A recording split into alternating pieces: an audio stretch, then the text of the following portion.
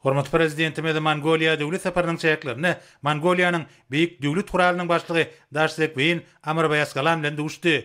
Mongoliýanyň parlamentiniň ýol başçysy Benet mertebeli mehmany Mehriň Mübarekläp, giň sebit we halkara hyzmatdaşlarynyň ösürilmegine gönükdirilen dürejikli paragaçlyk söýüş siýasaty durumçy geçirgen hormatly prezidentimiz bilen duşmagyň öýüdi üçin uly hormatlygyny bellidi. Şunun bilen baglykda Ulanbatyrda geçirilen hemde döwletary dialoguny täze möhüm tapgyr açan ýokary derejedäki iki taraplaryň gepleşikleriň ähmeti bellenildi. Hormatly prezidentimiz mehirli kabul edileni üçin Mongoliýanyň beýik döwlet guralynyň başlygyna minnetdarlyk bildirip, bu gedekki duşuň döwletlerimiziň arasynda şol sanyna kanun çykaryjy idaralaryň çäklerini ýödara düşünmegi ösdürmäge hemde hyzmatdaşlygyň täze urlaryny ýola goýmaga ýardam etjekdigini anan bildirdi. Hormatly prezidentimiziň belleşi ýaly geçen ýyl Mongoliýanyň prezidenti Türkmenistany döwlet saparyny amala aşyrdy. Bu saparyň çäklerini Türkmenistan bilen Mongoliýanyň arasynda döwletary gatnaşyklar we hyzmatdaşlyk hakynda bilelikdäki beýannama gol çekildi. Hemde gadanyň ulalaşyklary durmuşa geçirmek maksady bilen 2025-2026 ýyllar üçin ýol kartasy işlenip taýýarlandy.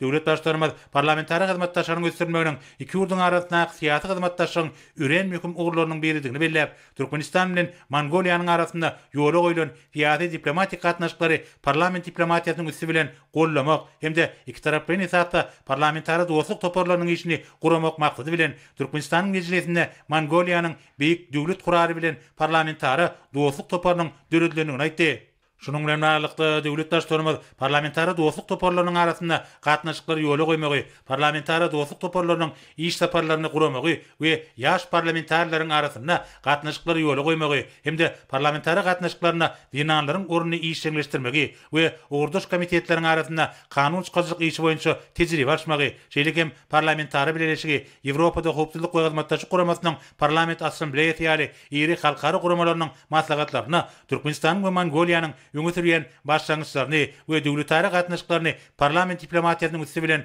gollamagy hemde dünýä jemgyýetçiligine getirmegi parlamentary gatnaşyklaryny ösdürmekde ileri türýän ugurlar hökümini belledi. Hemde munyň bu urda gatnaşyklary hasy giňeltmek üçin täze mümkinçilikler açykdygyna anan bildirdi.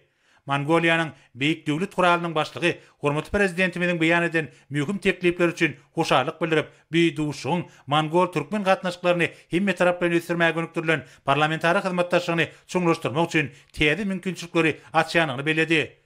Duşuň ahyryna hormatly prezidentimiz we Mongoliýanyň ýokary kanun çykaryjy idarasynyň ýol başçysy türkmen we Mongol halklarynyň arasynda dostluk gatnaşyklaryny we ýödara düşünmegi pulturandyrmagyň möhüm şerti bolup çykjy diýen bu urdaky hyzmatdaşlygy gollamagy we ösdürmäge iki ýurduň taýýardygyny tasdikladiler.